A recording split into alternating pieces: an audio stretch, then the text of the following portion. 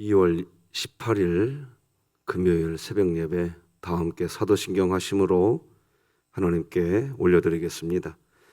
전능하사 천지를 만드신 하나님 아버지를 내가 믿사오며 그 외아들 우리 주 예수 그리스도를 믿사오니 이는 성령으로 잉태하사 동정녀 마리아에게 나시고 본디오 빌라도에게 고난을 받으사 십자가에 못 박혀 죽으시고 장사한 지 사흘 만에 죽은 자 가운데서 다시 살아나시며 하늘에 오르사 전능하신 하나님 우편에 앉아 계시다가 저리로서 산자와 죽은 자를 심판하러 오시리라.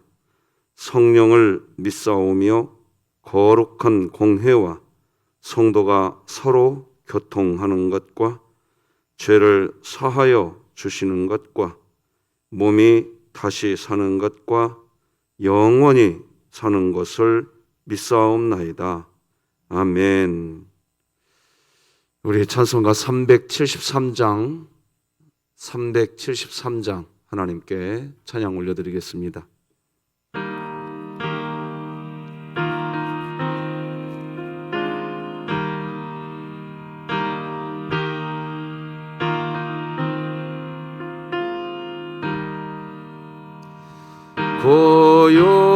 고요한 바다로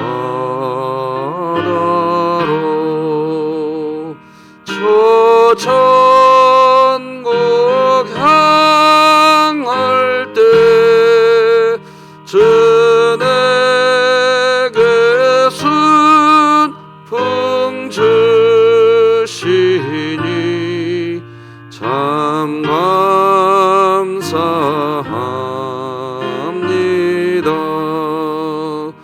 큰 물결 일어나 나서지 못하나 이 풍랑으로 인하여 더 빨리 갑니다. 내 걱정 근심을 쉬었게 하시고 내 주여 아는 영혼을 곧 밝게 하소서.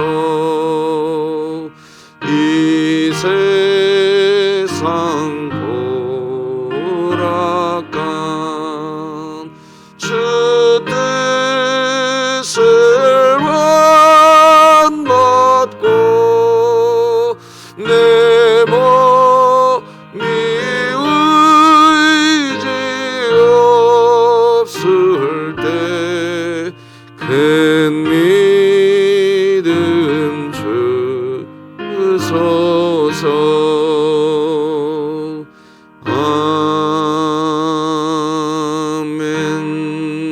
아멘.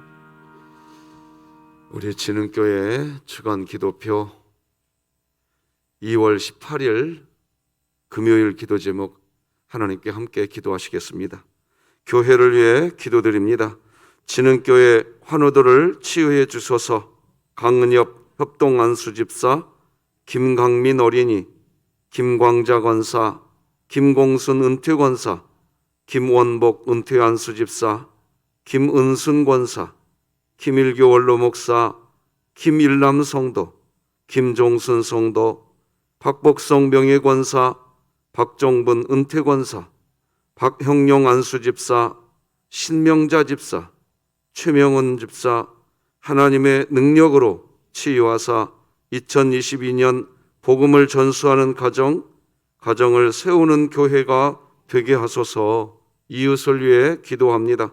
교회가 보다 더 철저한 방역 수칙과 코로나19 확산을 막기 위해 정상적인 예배로 드리지 않고 있으며 각종 모임도 하지 않으면서 애쓰고 있는 진흥교회의 수고를 지역 주민들도 동감하고 알게 하시고 서든동 마을이 교회를 왜곡된 눈으로 이해하지 않게 하소서. 북한을 위해 기도합니다. 북한의 장마당이 다시 활성화될 수 있는 길을 열어주사 장마당을 통해서 외부 정보와 유통 그리고 시장 경제가 다시 활성화되게 하시고 진흥교회가 입양하여 섬기기 원하는 평안남도 강동군에 속히 하나님의 은혜가 임하게 하소서. 자녀를 위해 기도드립니다. 하나님을 대적하는 인본주의 교육과 정욕을 부추기는 세상 속에 있는 학생, 청년들에게 하나님을 알고자 하는 간절한 목마름을 허락해 주시고 그리하여 길이요 진리요 생명이신 예수 그리스도를 믿어 복음의 영광을 외치는 거룩한 주의 백성들로 세워지게 하소서. 국가와 열방을 위해 기도합니다. 최근에 구청 공무원이 자신의 이익을 위해 돈을 받고 개인정보를 넘겨주는 일이 발생하여 국민들에게 지탄을 받고 있는 이 사건을 기억하여 주사 각 지역별로 강력한 개인정보 보호 조례를 만들어 두 번 다시는 이런 일이 발생하지 않게 하소서. 선교와 전도를 위해 기도드립니다. 코로나19로 국내로 귀국한 선교사들이 각자의 주어진 시간을 잘 활용하여 이제는 대면 방식의 선교 사역만 고려하는 것이 아니라 비대면 방식의 선교 사역과 선교 정책을 세우는 준비 과정의 시간을 갖게 하소서. 이 모든 것 주 예수 그리스도의 이름으로 기도드립니다. 아멘. 오늘 아침 새벽 예배 본문은요 시편 말씀이 되겠습니다. 매일 성경 본문에 맞춰서 말씀을 나누고 있는데요. 오늘은 시편 73편 1절에서 16절까지 말씀 저하고 여러분이 한 절씩 교독하시겠습니다. 구약성경 시편 73편 1절에서 16절까지 한 절씩 교독하십니다. 하나님의 말씀입니다. 하나님이 참으로 이스라엘 중 마음이 정결한 자에게 선을 행하시나 나는 거의 넘어질 뻔하였고 나의 걸음이 미끄러질 뻔하였으니 이는 내가 악인의 형통함을 보고 오만한 자를 질투하였음이로다. 그들은 죽을 때에도 고통이 없고 그 힘이 강건하며 사람들이 당하는 고난이 그들에게는 없고 사람들이 당하는 재앙도 그들에게는 없나니 그러므로 교만이 그들의 목걸이요 강포가 그들의 옷이며 살찜으로 그들의 눈이 솟아나며 그들의 소득은 마음의 소원보다 많으며 그들은 능욕하며 악하게 말하며 높은 데서 거만하게 말하며 그들의 입은 하늘에 두고 그들의 혀는 땅에 두루 다니도다. 그러므로 그의 백성이 이리로 돌아와서 잔에 가득한 물을 다 마시며 말하기를 하나님이 어찌하랴 지존자에게 지식이 있으랴 하는도다. 볼지어다 이들은 악인들이라도 항상 평안하고 재물은 더욱 불어나도다. 내가 내 마음을 깨끗하게 하며 내 손을 씻어 무죄하다 한 것이 실로 헛되도다. 나는 종일 재난을 당하며 아침마다 징벌을 받았도다. 내가 만일 스스로 이르기를 내가 그들처럼 말하리라 하였더라면 나는 주의 아들들의 세대에 대하여 악행을 행하였으리이다. 내가 어쩌면 이를 알까 하여 생각한즉 그것이 내게 심한 고통이 되었더니. 아멘.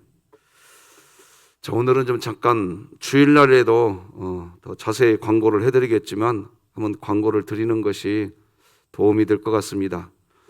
엘리베이터 공사를 하는 것 때문에 우리 성도님들께 지금 많은 불편을 드리고 있는데요.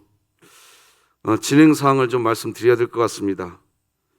엘리베이터는 교체 시기가 오면 이런 거죠. 대체적으로 교체 시기가 오면 그 엘리베이터를 계속 사용하면서 엘리베이터 공사할 업체도 선정하고 다 준비해 놨다가 모든 걸 마무리해 놨다가 엘리베이터 기존 쓰던 것을 철거하고 이제 바로 다시 설치하는, 그렇게 되면은 뭐 길어야 한 달 안에, 정말 길어야 한 달 안에 다 끝납니다. 근데 우리 교회는 조금 길어질 것 같습니다. 왜인고 하니까 하나님의 은혜 가운데에 그 20년 동안 엘리베이터를 우리가 안전하게 잘 사용했죠. 근데 우리가 지금 철거를 먼저 하게 된 이유는 지난 1월 달부터 중대재해법이 만들어졌어요. 그래서 엘리베이터 같은 이런 사고가 벌어졌을 때 좀 문제가 많이 발생할 수 있습니다. 그래서 일단은 먼저 철거를 했습니다. 해놓고 이제 이달 26일까지 업체 입찰 공고를 받게 됩니다. 27일 날 결정을 하게 되고요. 그래서 자재가 다시 입고되고 여러 가지 과정하고, 엘리베이터는 공사를 마쳐놓고도 승인을 받아야 됩니다. 기관의 승인을 받아야 되기 때문에 그 기간도 좀 필요하게 됩니다. 그래서 길게는, 정말 길게는 넉 달 이상이 될 수도 있지 않냐. 그런데 자재 입고라든가 기존 모델을 사용한다든가 이렇게 되어지면 반으로 줄어들 수도 있습니다. 그런 상황이라는 것을 말씀드립니다. 아니 그러면은 왜 다 준비해 놓고 그렇게 하지 왜 그렇게 했냐라고 할 수 있는데, 여러 가지 상황이 있었다라는 것을 다시 한번 좀 이렇게 상황 얘기 드리면서, 어렵게 계단을 이용하시는 우리 어르신들, 특히 다리가 불편하신 분들께 정말 송구한 말씀을 다시 한번 드립니다. 최선을 다해서 엘리베이터 공사가 안전하게 잘 마무리될 수 있도록 최대한의 노력을 우리 리모델링 위원회와 그리고 당회와 모두가 함께 좀 지혜를 모아가는 그런 때가 되면 좋겠다. 똑같은 심정입니다. 이해를 해주시기를 부탁드리겠습니다. 여기까지 광고하겠습니다. 자, 오늘도 같이 한번 외쳐보십시다. 우리의 외침이지요. 시작. 하나님, 제가 예배자입니다. 공동체여 다시 일어나라. 아멘. 자, 오늘은 지금의 상황이 하나님을 온전히 만날 수 있는 기회다, 이런 제목으로 말씀 나누겠습니다. 여러분, 창세기 28장 13절과 14절 말씀을 보면 우리가 이거 참 잘 아는 말씀이 나오죠. 또 본즉 여호와께서 그 위에 서서 이르시되 나는 여호와니 너의 조부 아브라함의 하나님이요 이삭의 하나님이라. 네가 누워있는 땅을 내가 너와 네 자손에게 주리니 네 자손이 땅의 티끌같이 되어 네가 서쪽과 동쪽과 북쪽과 남쪽으로 퍼져나갈지며 땅의 모든 족속이 너와 네 자손으로 말미암아 복을 받으리라. 하나님이 야곱에게 한 말이죠. 지금 상황은 어떤 상황이냐? 야곱이 고향, 그러니까 부모가, 어머니와 아버지가 살고 있는 그 집을 도망치듯 떠나와야 하는 그런 상황이었다는 거죠. 야곱이 왜 고향집을 떠나게 되었는지는 뭐 우리가 잘 알고 있는 내용 아닙니까? 아버지를 속이고 형을 대신해서 장자가 받게 되는 축복 기도를 받고 났죠. 그 일 때문에 집안이 벌컥 뒤집혔어요. 도망치듯 고향을 떠나게 된 거죠. 야곱이 고향 땅 이 브엘세바를 떠나서 가려고 했던 땅은 하란이라는 곳이었습니다. 메소포타미아 지역이 그 당시에, 지금도 그런데 문명 발생지인데 그 문명 발생지의 중심 도시였습니다. 거기까지, 고향 땅에서 목적지까지의 거리는 그냥 직선 거리로만 800km가 됩니다. 그러니까 길이라는 게 직선 거리만 있는 게 아니라 길을 따라서 꼬불꼬불 가야 되지 않습니까? 뭐 이렇게 따져보면 1000km가 그냥 훌쩍 넘어가는 아주 먼 거리입니다. 물론 요즘에야 수원에서 부산까지 갔다가 다시 돌아오는 그 정도 거리는 약 1000km가 좀 거의 될 거라고 저는 봅니다. 근데 요즘에야 뭐 차를 타고 부산 갔다가 오면 하루 만에 끝나버립니다. 부산 갔다가 아침밥 먹고 집에서 출발했다가 집에 와서 다시 저녁밥 먹을 수 있는 시대입니다. 그러나 꼬불꼬불 그 길을 다 걸어가야 되기 때문에 그럴 수 있는 처지가 아닙니다. 문제는 뭐냐?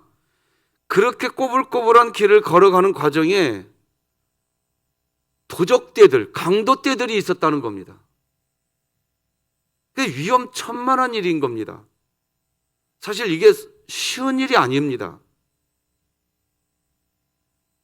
이 위험한 길, 그러면서도 한 번도 야곱이 가보지 않았던 길입니다.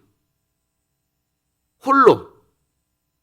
그러니까 외로운 길이면서 무서운 길인 거지요. 당연히 가는 길에 야곱은 길바닥에서 노숙도 해야 했습니다. 어느 날 해가 졌습니다. 인가를 찾아야 되는데 인가를 찾지 못하고 그날도 길바닥에 누웠습니다. 노숙해야 되는 상황이죠. 돌로 베개를 삼고 잠을 청하게 됩니다. 누워서 하늘을 보니까 하늘이 반짝반짝하는 별들로 가득합니다. 온통 별이 가득하죠. 평상시 같으면 그 별들이 참 아름답게 보였을 겁니다. 그러나요, 사람이 먼 길을 떠날 때 어떤 좋은 일로 떠나야 그 별들도 아름답지, 지금 야곱이 먼 길을 떠난 것은 썩 좋은 일이 아닙니다. 도망치듯 떠나는 거 아닙니까? 도망길이요, 도피길이요, 어찌 보면 망명길과도 같은 그런 상황에서 길바닥에 누워 노숙을 해야 하는 상황이 된 겁니다. 야곱은 어쩌면 두려움 반, 슬픔 반, 외로움의 마음까지 그런 복잡한 마음 심정을 가지고 하늘의 별을 보며 흐느끼고 있었을 수도 있었을 것입니다. 야곱은 어쩌면 하나님 앞에서 통곡했는지도 모릅니다. 나는 이제 어떻게 되는 것인가? 나는 이제 누구를 의지하며 살아야 하는가? 내가 과연 저 목적지까지 안전하게 도착은 할 수 있을까? 내가 다시 고향집으로 돌아올 수는 있을까? 이런 두려운 생각과 외로운 마음을 가지고 있다가 그는 하나님을 만나게 됩니다. 하나님을 만나는 사건을 경험하게 됩니다. 자, 그렇다면 야곱이 예전에는 하나님을 믿지 않았던 사람인가요? 당연히 야곱은 하나님을 알고 있었던 사람입니다. 당연히 야곱은 하나님을 믿었던 사람입니다. 하지만 야곱이 하나님을 알고 있었고 하나님을 믿고 있는 삶을 살았지만 믿음 없음이라고 하는 믿음이 없기 때문에 어떻게 보면 아버지를 속이고 형을 속이고 장자권을 자기 자신의 것으로 만들려고 하는 그런 생각을 하게 된 겁니다. 야곱이 분명히 하나님을 믿는데 믿음 없음, 믿는데 믿음 없음, 이게 우리의 신앙의 동일한 문제입니다. 분명히 하나님을 믿는데 믿음이 없습니다. 따라서 우리는 주님 믿습니다. 그러나 믿음 없음을 고백하오니 믿음을 나에게 부어주시옵소서. 이게 우리들입니다. 믿음 있는데 나는 믿음이 없나이다. 내게 믿음을 부어주시옵소서. 왜? 믿음은 선물이니까.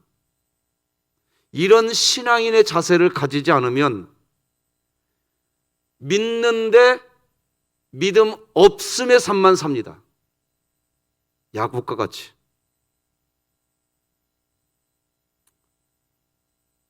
반드시 기억하십시오. 이런 기도하셔야 됩니다. 주님 믿습니다. 그러나 나의 믿음 없음을 고백하오니 나에게 믿음을 부어 주시옵소서. 이런 기도 있어야 된단 말입니다. 그런데 이런 믿음이 생기는 사건, 하나님은 이런 기도를 할 때 우리에게 무슨 은혜를 주시느냐? 한번 따라서 해보시겠습니까? 믿음이 생기는 사건을 주십니다. 근데 그 믿음이 생기는 사건이 사실은 우리에게는 외로움이고 고통이 될 수 있습니다. 이거 기억하셔야 됩니다. 믿음을 더 큰 믿음을 가질 수 있게 하기 위해서 하나님이 하시는 일이 뭐냐? 믿음이 생기는 사건을 일으키십니다. 그런데 그 믿음이 생기는 사건은 뭐냐? 우리에게 고통입니다. 하나님을 믿을 수밖에 없는 사건, 환경을 주십니다. 어떤 환경이냐 이겁니다. 하나님만 온전히 의지할 수밖에 없는 환경, 그런 환경을 하나님께서 허락하신다는 겁니다. 그러므로 여러분들이 아셔야 됩니다. 하나님 나에게 더 큰 믿음을 주시옵소서. 이 기도를 하신다면 하나님은 사건을 일으키십니다. 나는 가만히 있는데 믿음이 어느 날 잠자고 났더니 믿음이 커졌네. 새벽 예배에 와서 하나님 제 믿음이 커졌나이다. 은혜 주셔서 감사합니다. 그럴 수도 있습니다. 그러나 하나님 거의 그렇게 하지 않습니다. 거의 그렇게 하지 않으십니다. 사건을 일으키십니다. 내가 믿음 달라고 기도해 놓고 근데 문제는 뭐냐? 사건이 일어나면 왜 이 사건이 일어났냐고 하나님을 원망합니다. 방황할 대로 방황해 버립니다. 나중에 싹 깨닫습니다. 이게 우리의 연약함입니다. 그러나 여러분 믿으시고 아셔야 됩니다. 하나님께서 믿음이 생기는 사건을 허락하시는데 그것이 복이고 은혜인 것을 빨리 알고 계셔야 됩니다. 오늘 본문의 시인도 그와 같은 환경에 놓여 있었습니다. 2절 보니까 나는 거의 넘어질 뻔하였고 나의 걸음이 미끄러질 뻔하였다. 넘어질 뻔하였고 걸음이 미끄러질 뻔한 상황에 놓였습니다. 하나님을 잘 믿는 사람이 장수하고 하나님을 잘 믿는 사람이 부자로 살고 하나님을 잘 믿는 사람들이 형통하다는 것은 구약 성경에서 일괄되게 나오는 구약 성경의 전통입니다. 특히 여러분 성경 잠언서를 보십시오. 지혜롭고 지혜 안에서 믿음 안에서 성실하게 살면 부하게 될 것이다. 그러나 게으르고 믿음이 없고 하나님 밖에서 살면 너는 가난하게 살 것이다. 이게 잠언서의 메시지입니다. 그런데 우리 인간이 살아가는 실제 현실은 욥이 처한 현실이지 잠언서하고 많은 간격이 있다는 것을 보게 됩니다. 분명히 의인인데 하는 일마다 쪽박을 차게 되고 분명히 악인인데 손 대는 일마다 대성을 하게 됩니다. 욥이 살던 욥의 인생, 어찌 보면 우리 인생은 욥의 인생을 많이 닮았습니다. 그게 실제 우리 인생입니다.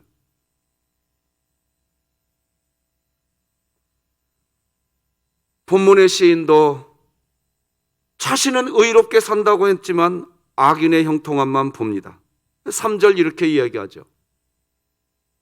이는 내가 악인의 형통함을 보고 오만한 자를 질투하였음이로다. 시인이 본 악인의 형통함은 거기서 그치지 않습니다.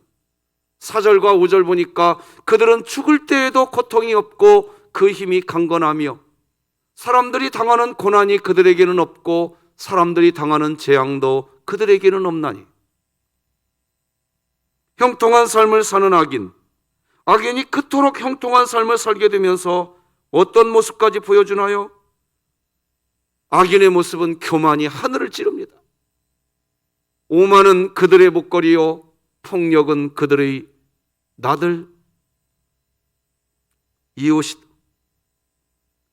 나들이 옷이다. 띄어쓰기가 좀 잘 안 된 것 같습니다. 나들이 옷이다. 그들은 피동피동 살이 쪄서 거만하게 눈을 치켜뜨고 다니며 마음에는 헛된 상상이 가득하며 언제나 남을 비웃으며 악의의 찬말을 쏟아붙이고 거만한 모습으로 포근하기를 즐긴다. 세번역 성경으로 한번 읽어드려 봤습니다. 하나님이 그리스도인에게 주시는 환경, 사건, 상황이 있다고 그랬습니다. 근데 그 사건은 뭐냐? 죄송합니다만 한 번만 더 따라서 해주시면 고맙겠습니다. 믿음이 생기는 사건. 하나님은 믿음이 생기는 사건을 주시는데 우리 편에서는 고통이란 말입니다. 이게 신앙생활에 발목을 잡을 때가 있습니다. 주여 내 눈을 열어 주의 기이한 역사를 보게 하여 주시옵소서. 성경의 한 시인은 그런 노래를 합니다. 그런 기도를 하는 거지요. 왜 그런 기도를 하나요? 주의 기이한 법을 알기 전에는 도무지 모르는 거예요. 이건 나에게 찾아온 고통이지 믿음이 생기게 하는 하나님이 주신 사건이라고 해석하지 않습니다. 이게 우리의 연약함입니다. 이거 인정하셔야 됩니다. 그리스도인에게는 하나님을 믿을 수밖에 없는 환경, 사건을 주십니다. 하나님께서는 그리스도인을 고난과 환난 가운데로 밀어넣는 것 같지만 그때 그 상태, 그 상황에 가야, 그래야, 그 상황에 내몰려져야, 그래야 그때 자기 자아를 내려놓고 세상의 어떤 지푸라기라도 잡으려고 했던 마음조차도 회개하기 시작합니다. 내가 저 지푸라기를 잡으려고 했구나. 그걸 놓습니다. 그걸 놓아요. 그리고 손을 내립니다. 결국 어떻게 되느냐? 전부여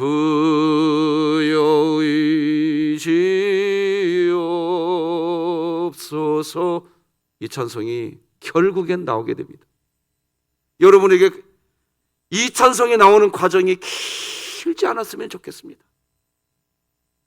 빨리 짧으셨으면 좋겠습니다. 이 차이입니다. 인생의 차이는 이 차이인 겁니다.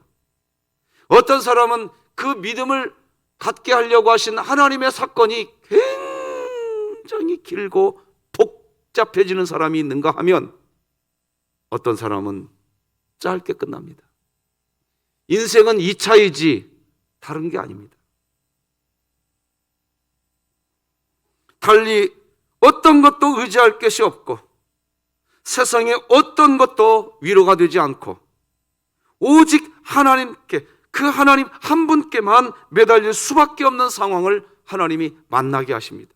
제가 신학대학원에 합격을 하고 이제 학교 수업을 첫 동계 어학 강좌 헬라어 히브리어를 배우러 학교로 가려고 할 때 저를 사랑해 주셨던, 지금은 전주에서 목회하시는데 목사님이 저보고 밥 한 끼 먹자고 저를 부르셨어요. 저 시골교회 담임 목사님이셨죠? 목사님 집에 갔죠. 목사님이 그런 얘기 하시는 겁니다. 그때 저보고 그러셨어요. 박 선생이라고 불렀어요. 이제부터 하나님이 훈련을 시키실 겁니다.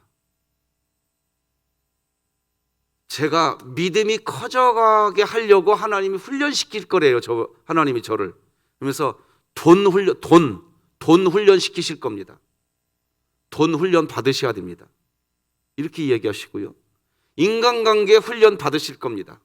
그 훈련도 받으셔야 됩니다. 그리고 이제부터 하나님께서 기도 훈련 시키실 겁니다. 그 훈련도 받으셔야 됩니다.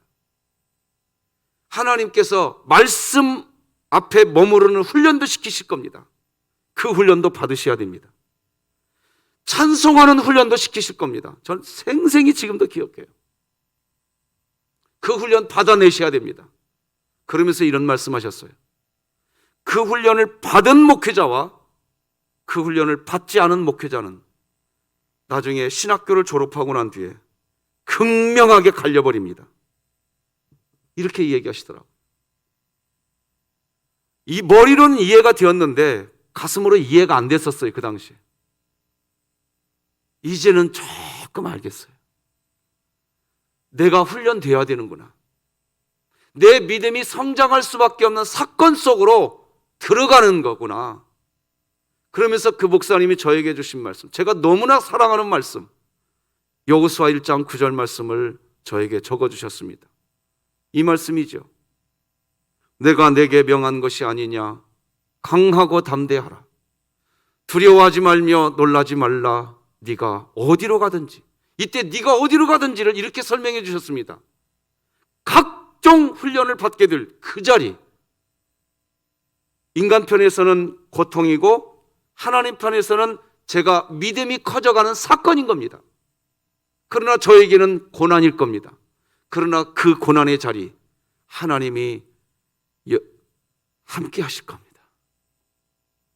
이거 꼭 믿으세요. 하면서 조그마한 성경책에다가 메모를 적어주셔서 저에게 주셨습니다.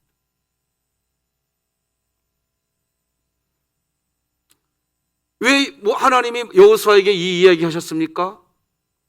여호수아는 의지할 사람이 없었습니다. 여호수아 이게 1장 9절인데 여호수아 1장 1절은 이렇게 시작합니다. 여호와의 종 모세가 죽은 후에. 그러니까 여호수아가 인간적으로 의지할 사람도 없는 겁니다. 완벽하게 하나님이 여호수아 주변을 다 잘라놓은 상태입니다. 누구만 바라봐야 되느냐? 하나님만 바라봐야 됩니다. 여러분, 때로는 신앙생활할 때 외로워지셔야 됩니다. 외로워지셔야 됩니다, 여러분. 죄송하지만. 나를 도와줄 사람이 여리 가도 있고 저쪽으로 가도 있고 저 앞으로 가도 있고 뒤로 가도 있고 그 사람 절대로 하나님을 의지하지 않습니다. 끝까지 이 사람 의지합니다. 그거 하나님이 다 끊어버립니다. 그때 배웠어요. 뭘 배웠냐? 저는 그때부터 무슨 일이 생기면 노코멘트 해버립니다. 사람 안 만납니다. 그게 제 몸에 체질이 돼버렸어요. 여전히 부족한 부분이 있습니다. 제가 사람 안 만난다고 했지만 내가 왜 또 사람 만났나? 내 가슴에 어떤 일이 막 불이 일어날 때 노코멘트 해버린다. 원칙이 생겼습니다. 제가 누구 만나갖고 하소연한 만큼 또다시 내가 내 스스로 수렁덩이에 빠지더라고요. 하나님이 그때 뭐라고 얘기하느냐? 다 내려놔라. 오직 너 여호와 하나님만 바라봐라. 눈을 들어 산을 보라. 너의 도움이 어디서 올꼬? 천지를 지으신 여호와에게서로다. 이 훈련을 지금도 시키십니다. 노코멘트 해버리면 누구도 안 만납니다. 이 사람은 내 편인 것 같고 저 사람은 다른 사람 편인 것 같아. 이 사람하고는 내가 만나서 그것도 하나님 하지 말라고 이야기하십니다. 여러분 지금 드리는 메시지 잘 들으셔야 됩니다. 하나님만 보셔야 됩니다. 믿으시기 바랍니다. 그러면 그때 신기한 일이 벌어지기 시작합니다. 아까 우리가 불렀던 찬송가 373장은 저희 어머니가 참 좋아하는 찬송입니다. 큰 물결 일어나 나 쉬지 못하나 이 풍랑으로 인하여 더 빨리 갑니다. 제가 목사 안수 받기 전날 저녁, 언젠가도 말씀드렸는데 저희 아버지가 저한테 요청하셨어요. 아들아, 내가 박 목사라고 한번 불러봐도 돼? 오늘 저녁은 내일 제가 목사 안수 받는데 그 전날 저녁 나랑 같이 자자. 그랬더니 아버지가 같이 잠자자는 요청을 저에게 하시더라고요. 한 이불을 펴고 함께 누웠습니다. 제 손이 느껴졌어요. 아버지 손이 성큼성큼 이불 속에서 제 손을 더듬는다는 걸 느꼈습니다. 제가 제 손을 내드렸어요. 제 손을 꼭 잡으시더라고요. 천정을 바라보셨습니다. 나는 그날 저희 아버지의 얼굴을 봤습니다. 박 목사, 산 꼭대기에 있는 나무는 사람들의 시선을 받게 될 거고 도마 위에 올려진 생선은 칼부림 당해야 요리가 된다. 칼부림 당할 때 네가 당해라. 천정을 보면서 이야기했던 아버지의 눈가에 눈물이 주르르 흐르고 있었습니다. 나는 그걸 잊을 수가 없습니다. 예, 아버지, 내가 그거 잊지 않을게요. 외로울 거다 하더라. 저희 아버지 지금도 그래놓고 말씀드렸지만 저희 집에 오질 않으세요. 그러더니 두 발 다 잘리시고 지금 당뇨 합병증으로 와상 환자 되어 계십니다. 어쩔 때는 인간적으로 참 야속해요. 그런데 내가 니네 집에 가면 교인들에게 일단 부담이고 너 사람 의지하지 말아라. 제 이야기 같지만 여러분의 인생일 것입니다.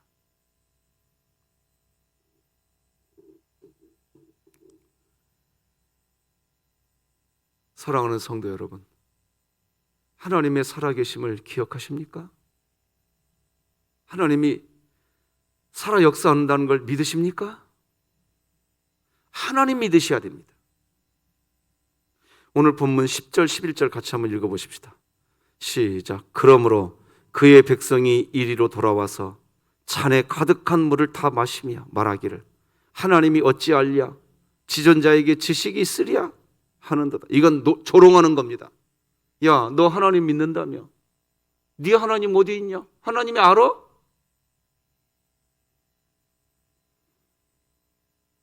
그때가 되면 어떤 일이 벌어지는 건지 아십니까? 13절 14절 같은 일들이 우리에게 찾아옵니다. 내가 내 마음을 깨끗하게 하며 내 손을 씻어 무죄하다 한 것이 실로 헛되도다.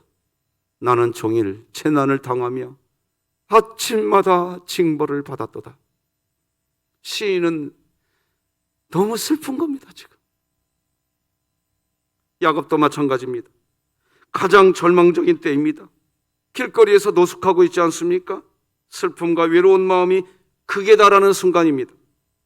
그런 상황에 야곱이 놓여 있습니다. 그런데 바로 그런 절망, 가장 어려운 상황으로 내몰렸는데 그때 야곱이 꿈을 꾸기 시작합니다. 사닥다리가 땅 위에 서 있는데 하늘에 닿아 있습니다. 천사가 오르락 내리락 하고 있습니다. 그리고 그 천사들 위에 하나님이 계시는데 하나님이 말씀하십니다. 나는 여호와다. 너의 조부 아브라함의 하나님이요 이삭의 하나님이다. 네가 누워있는 땅을 내가 너와 네 자손에게 주리니 네 땅에 티끌같이 되리라. 모든 족속이 너로 인해 복을 받게 되리라. 홀로 덩그러니 누워서 하늘의 별만 쳐다보다가 돌을 벽에 삼고 잠자던 야곱에게 청천벽력 같은 하나님의 은혜의 목소리가 들려오기 시작하는 겁니다. 이 세상 누구도 의지할 수 없는 그 외로운 그 밤, 주변에 아무도 없는 그때 하나님의 음성 한 줄기 자락이 섬광처럼 빛으로 야곱의 귓가에 울려 퍼지는 겁니다. 오늘 이 새벽 그런 은혜의 시간 되시기 바랍니다. 그리고 말하십시오. 하나님이면 충분합니다. 한번 따라서 하십시다. 하나님이면 충분합니다. 진흥교회 믿음이 이 믿음 되기 전에는 갈짓자 긁게 될 겁니다. 저는 진흥교회 목회하면서 하나님이 저에게 기도할 때마다 주시는 메시지가 있습니다. 뭐가 믿음이냐는 거예요. 도대체 여러분 우리의 믿음이 뭡니까? 하나님으로 충분해지지 않으면 그 믿음은 하나님이 우리의 믿음을 키워주려고 사건을 주셔도 사실은 그게 은혜인데 그것도 원망하면서 사는 게 우리 인생입니다. 하나님으로 충분해지시기 바랍니다. 말씀 맺겠습니다. 그렇습니다. 관념 속에 있고 머릿속에 있고 생각 속에 있던 하나님이 아니라 이제는 내가 듣고 본 하나님, 나의 하나님을 만난 것, 나의 하나님을 만나는 것이 신앙에 있어서 가장 큰 분기점입니다. 하나님을 안 만난 게, 안 믿는 게 아닌데 그 이전과 이후는 완전히 달라지는 것입니다. 달라집니다. 그 전에도 예배당에 나왔고 그 전에도 각종 섬김의 일 했습니다. 그러나 나의 하나님을 만난 이후로는 그런 것보다 더 중요한 것을 우리는 알게 되는 것입니다. 내 신앙이 중요한 게 아니라 하나님이 자, 여기는 한번 따라서 하십시다. 시간이 가서도 한번 따라서 해야 될 것 같아요. 내 신앙이 중요한 게 아니라 하나님이 더 중요하다는 것을 알게 됩니다. 그 전까지는 내가 믿는 게 중요했겠지만 그러나 이제는 더 이상 그게 중요한 게 아닙니다. 그저 하나님이 온전히 중요해지는 때를 만나는 것입니다. 여러분의 지금의 상황이 하나님을 온전히 만날 수 있는 기회인 것입니다. 시편 오늘 본문 그 이하의 말씀을 읽어드리고 말씀 끝내겠습니다. 주께서 참으로 그들을 미끄러운 곳에 두시며 파멸을 던지시니 그들이 어찌하여 그리 갑자기 황폐되었는가. 놀랄 정도로 그들은 진멸하였나이다. 주여, 사람이 깬 후에는 꿈을 무시함같이 주께서 깨신 후에는 그들의 형상을 멸시하시리이다. 내 마음이 산란하며 내 양심이 찔렸나이다. 내가 이같이 우매무지함으로 주 앞에 짐승이 오나 내가 항상 주와 함께하니 주께서 내 오른손을 붙드셨나이다. 주의 교훈으로 나를 인도하시고 후에는 영광으로 나를 영접하시리니 하늘에서는 주 외에 누가 내게 있으리요 땅에서는 주밖에 내가 사모할 리 없나이다. 기도하십시다. 주신 자도 여호와시요 취하실 자도 여호와시라. 내게 있는 모든 것이 다 아버지 하나님으로부터 왔으니 오늘을 감사하며 살게 하여 주옵소서. 나의 믿음을 성장시키기 위한 하나님께서 어떤 사건을 일으키실 때 우리 눈이 열려져서 보게 하여 주시옵시고 하나님 계시오니 나 충분합니다.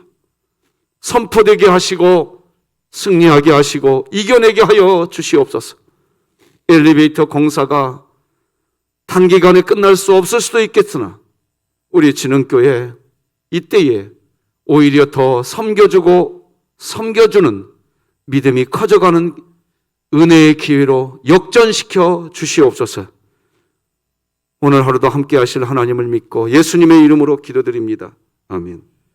하늘에 계신 우리 아버지여, 이름이 거룩히 여김을 받으시오며 나라가 임하시오며 뜻이 하늘에서 이루어진 것 같이 땅에서도 이루어지이다.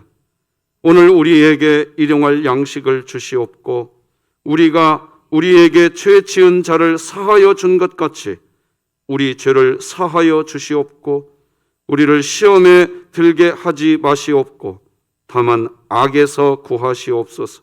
나라와 권세와 영광이 아버지께 영원히 있사옵나이다. 아멘.